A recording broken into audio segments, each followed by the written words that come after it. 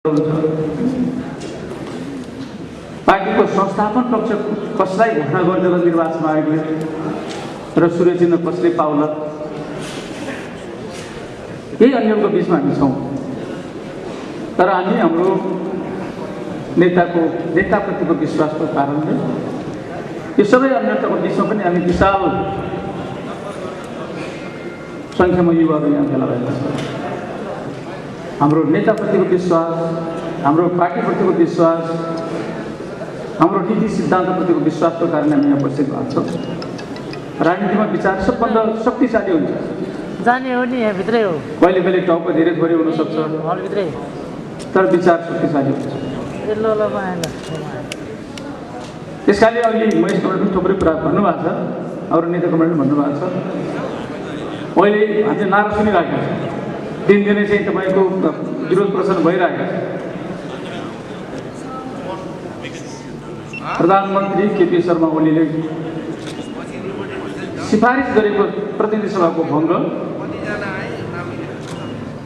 र निर्वाचनको घोषणा यो असंवैधानिक, अलोकतान्त्रिक, अधिनायकवादी यी आदि तथ्य तथा नामका चाहिँ जुन आरोपहरू लगाइरहेको छ, यसमा हामीले एउटा सिद्धान्तमा टेकेर, एउटा मूल्य मान्यतामा टेकेर यसको विश्लेषण गर्नुपर्छ। हाम्रो 100 वर्षीय संविधानविदहरू भनिरहेछ, संविधानको धाराको यो चाहिँ उपधारा, यो दोस्रो उपधारा, यो तेस्रो उपधारा, यो चौथो उपधारा अन्तर्गत कहीँ पनि प्रधानमन्त्रीलाई चाहिँ संसद विघटन गर्ने अधिकार छैन भनेर भनिरहेको छ। उहाँले चाहिँ पुर्याउनु पर्ने विचार के होला भने जस्तो लाग्छ भने संविधानमा जुन प्रावधानहरू चाहिँ राखिएका छन्, पहिलो पटक संसदको संरचना भइसके पछाडि, संसद गठन भइसकेपछि सरकार चाहिँ निर्माण गर्ने चाहिँ सेरिजहरू प्रक्रियाहरूको चाहिँ कुरा व्याख्या गरेको संविधानले, र संविधानले सकभर चाहिँ त्यो छिनछिनमा सरकार परिवर्तन गर्ने कुराहरू, त्यही कारणले चाहिँ त्यो चुनावमा गइराख्नुपर्ने कुराहरू नहोस् भनेर बहुमत प्राप्त सरकार दलको नेताले प्रधानमन्त्री चलाउने एउटा चाहिँ धारा, कुनै दलले चाहिँ बहुमत प्राप्त गर्न सकेन भने संयुक्त सरकार बनाउने अर्को एउटा धारा, संयुक्त सरकारको प्रयास पनि विफल भयो भने अल्पमतको सरकार बनाउने अर्को धारा, र यो धारा यसपटकको धारामा गएको चाहिँ 47 सालको संविधानमा पनि थप के मात्र हो भनेदेखि प्रतिनिधि सभाको कुनै सदस्यले यो प्रतिनिधि सभाको बहुमतको विश्वास मलाई छ भनेर पेश गर्यो भने उसलाई मन्त्री परिषद गठन गर्ने अधिकार हुन्छ, र उसले चाहिँ निश्चित अवधि संवैधानिक अवधिभित्र संसदको विश्वास मोद्रिनुपर्छ, अनि त्यसपछि मात्रै संसद विघटन गर्ने प्रावधान छ। हाम्रो सरल चाहिँ सरकार गठन गर्नुको प्रावधान यो हो। हाम्रो यो पहिला चाहिँ गिरिजाप्रसाद कोइरालाले पनि संसद विघटन गर्दाखेरि त्यो चौथो प्रावधान बाहेक 3वटै प्रावधानहरू थिए। चौथो प्रावधान किन राख्या भनेदेखि त्यस्तो कुनै व्यक्ति निस्किन्छ भने त्यो बेला पनि सरकार बनोस्, फेरि लगत्तै चाहिँ चुनावमा जान नपरोस् भनेर त्यो प्रावधान राख्या।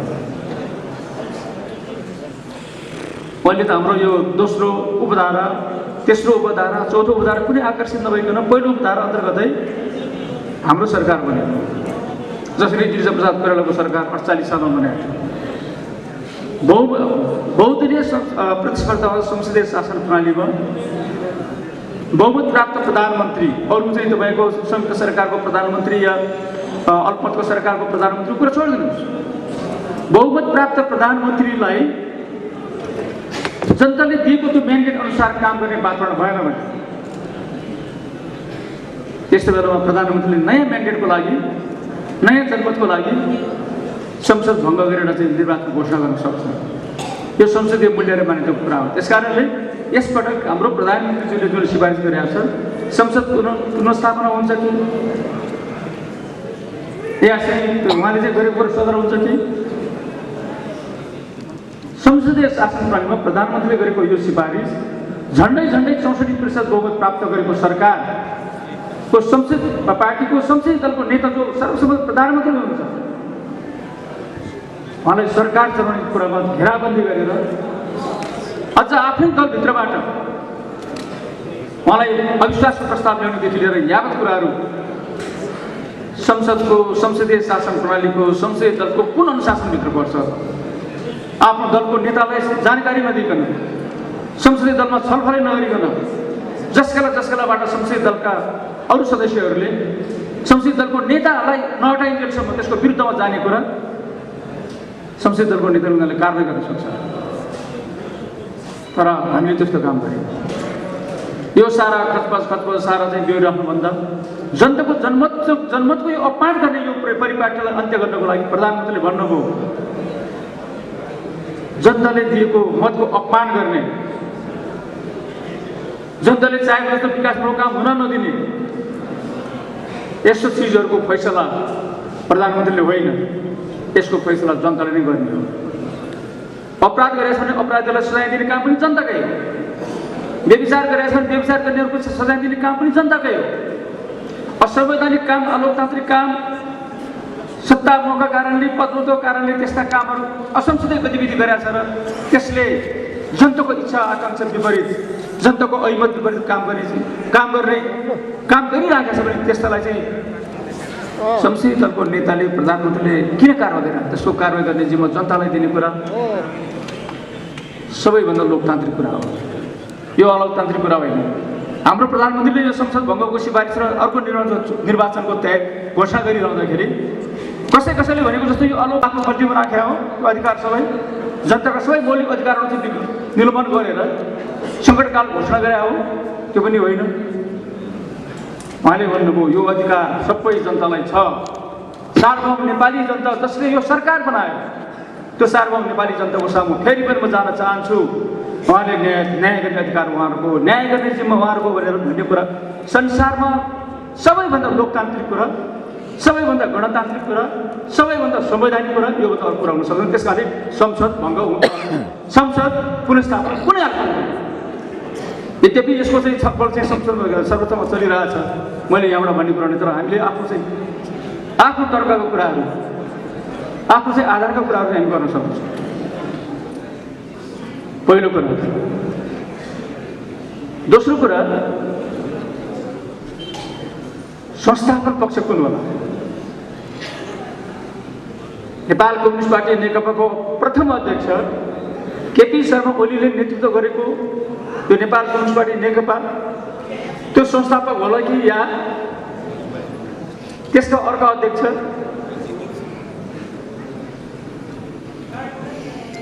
कमरेड प्रचण्डले नेतृत्व गरेको नेपाल कम्युनिस्ट नेकपा संस्थापन पक्ष हो? तपाईँहरूलाई भ्रम छ। उनीहरूले भ्रम सिर्जना गरिराखेका छ। त्यो के भनेदेखि उनीहरूसँग चाहिँ टाउको धेरै छ, उनीहरूसँग बहुमत छ। बहुमत त भए सकिहाल्यो। यो नेपाल कम्युनिस्ट पार्टी नेकपा एमालेको विधान हो। यो पहिलोको चाहिँ नेकपा माओवादी केन्द्रको विधान पनि हो। नेपाल कम्युनिस्ट पार्टी एमाले र नेपाल कम्युनिस्ट पार्टी माओवादी केन्द्रको एकतापछि बनेको पहिलेको विधान, त्यो विधानले बहुमत र अल्पमतको चाहिँ परिकल्पना गरेका छैन। पार्टीको कमिटीहरूमा निर्णय गर्दाखेरि त्यो सारा चाहिँ कुराहरू गर्दाखेरि सहमतिका आधारमा, दुईवटा अध्यक्षको सहमतिको आधारमा निर्णयहरू गर्ने, दुईवटा अध्यक्ष सहमतिको आधारमा बैठकहरू बोलाउने, त्यसको एजेन्डाहरू तय गर्ने। हामी चाहिँ अर्को चाहिँ एकताको महाधिवेशन नगरिन्जेलसम्मको लागि यो सङ्क्रमणकालीन अवधिभित्र सहमतिको आधारमा हामीले यो पार्टीलाई चलाउनुपर्छ भन्ने हाम्रो अहिलेको वैधानिक व्यवस्था हो। सधैँ हामीले चाहिँ त्यो बहुमत र अल्पमतको गीत गाइराखेका हुँदैन, हामीलाई भ्रम छ। त्यस कारण निर्वाचन आयोगले चाहिँ कुन चाहिँ पार्टी आधिकारिक हो भनेर व्याख्या गर्ने त हाम्रो अहिलेको जुन पार्टी नेपाल कम्युनिस्ट पार्टी नेकपा अस्तिको दिनसम्म जसरी हामी चलिराखेका छौँ त्यसको विधानले के भन्छ, त्यसको विधानअनुसारको निर्णय भएको छैन, त्यसको विधानअनुसारको नियुक्ति भएको छैन, त्यसको विधानअनुसारको चाहिँ अरू चाहिँ क्रियाकलाप र भएको छैन। त्यो मुख्य कुरा हो। त्यस हिसाबले हेर्दाखेरि अहिले पदाधिकारी हिसाबले भन्दाखेरि हामीले जम्मा व्यवस्था गरेको 2-3जना पदाधिकारी, पछि हामीले एउटा चाहिँ उपाध्यक्ष थप्यौँ होइन, दुईवटा अध्यक्ष प्रथम र दोस्रो, एउटा महासचिव र पछि एउटा उपाध्यक्ष थप्यौँ। सङ्ख्याको हिसाब होइन। पार्टीको चाहिँ आधिकारिक चाहिँ कुराकानी गर्दाखेरि आधिकारिक चाहिँ अधिकारीहरू प्रथम अध्यक्ष, दोस्रो अध्यक्ष, उपाध्यक्ष, महासचिव बहुमतको कुरा गरे होइन। त्यो पदको हिसाबले कुन पदका मान्छेहरू चाहिँ बढी यो अधिकारी यो चाहिँ पार्टीमा छ, त्यसले पनि त्यो संस्थापन हो कि या अर्को चाहिँ टुक्रिएको पार्टी हो, छुट्टिएको पार्टी हो भन्ने कुरा त्यसले पनि निर्धारण गर्छ। र र अर्को कुरा भनेको यो पार्टी नेपाल कम्युनिस्ट पार्टी नेकपाको अहिलेको संसदीय दलको नेता जो सर्वसम्मत चुनेको संसदीय दलको नेता हुनुहुन्छ, उहाँ प्रधानमन्त्री हुनुहुन्छ।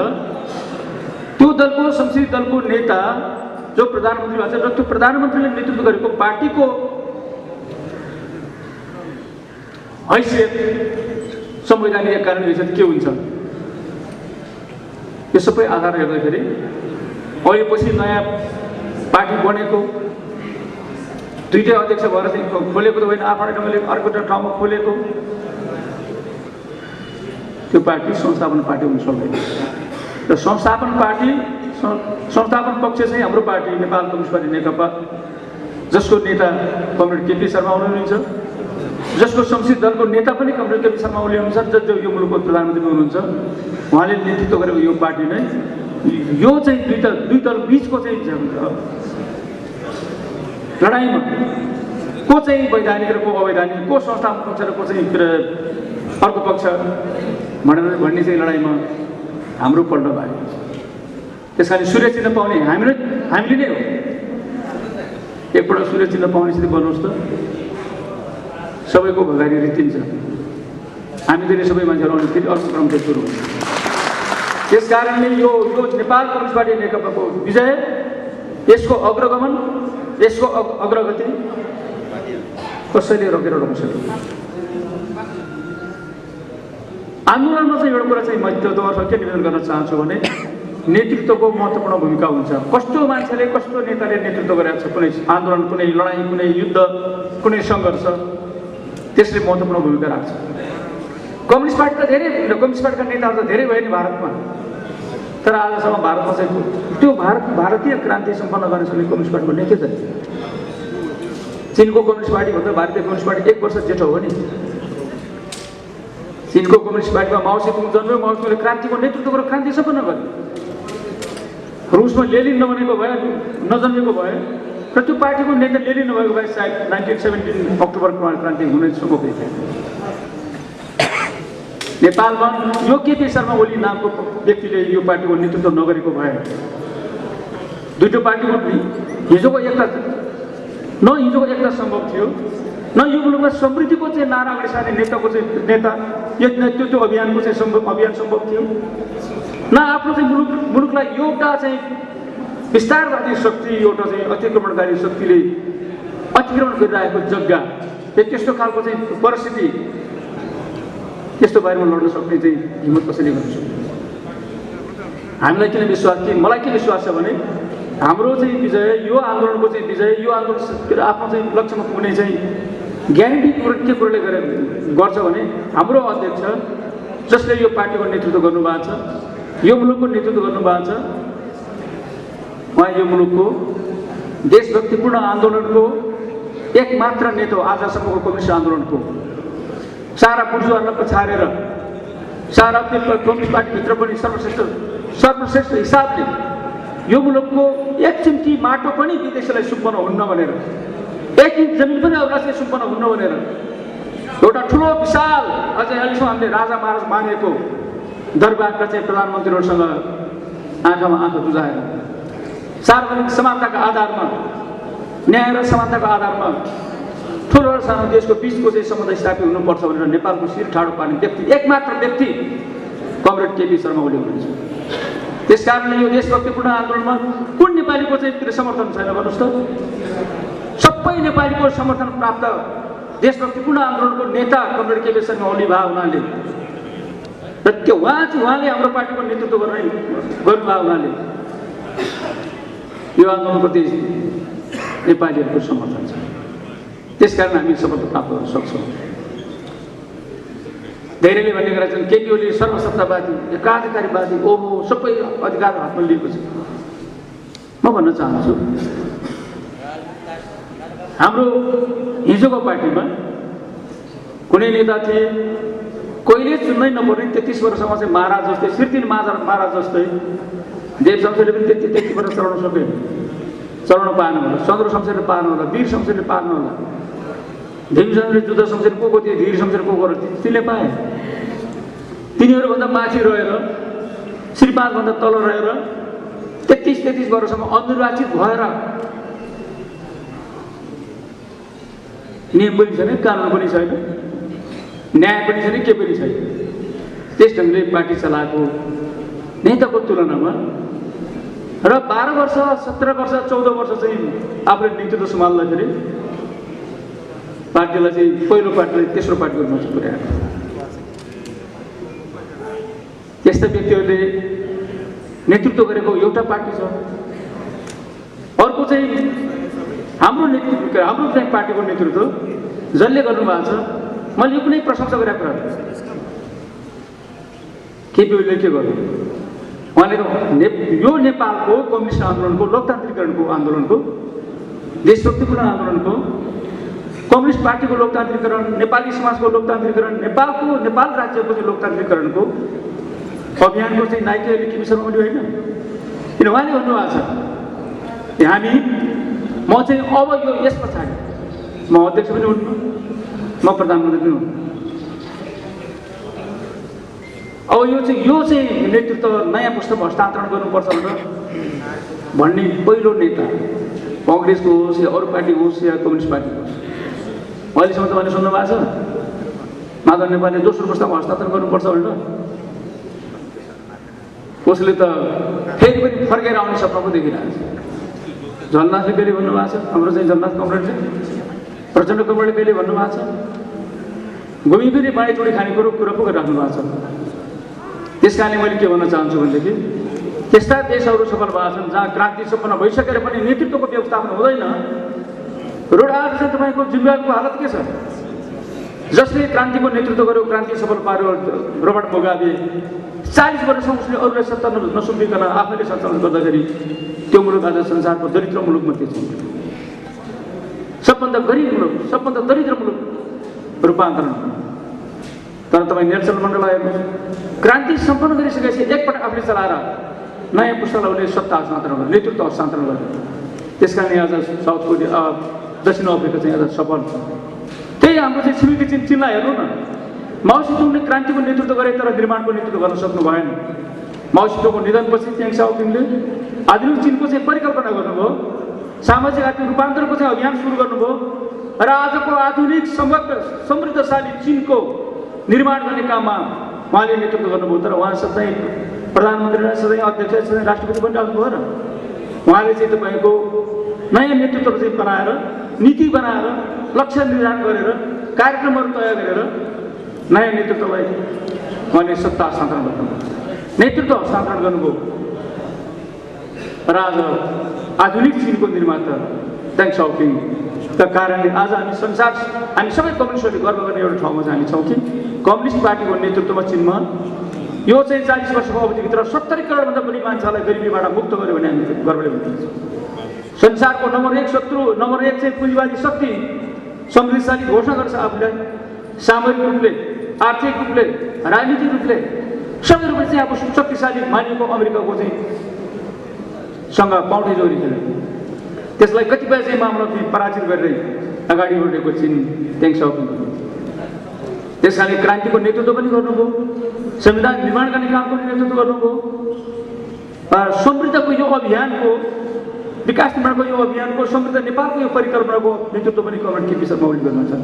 त्यस कारणले हामीले भन्नुपर्छ नेपालको च्याङ साओपिङ, कमरेड केपी शर्मा ओली, जसले यो नेपालको समृद्धिको अभियानको नेतृत्व गरिराख्नु भएको छ, जसले यो नेपालको चाहिँ लोकतान्त्रिक कम्युनिस्ट पार्टीको निर्माणको अभियान नेतृत्व गर्नुभएको छ, त्यस्तो पार्टीको त्यो नेताको कारणले हामीले यो लोकतान्त्रिक आन्दोलनलाई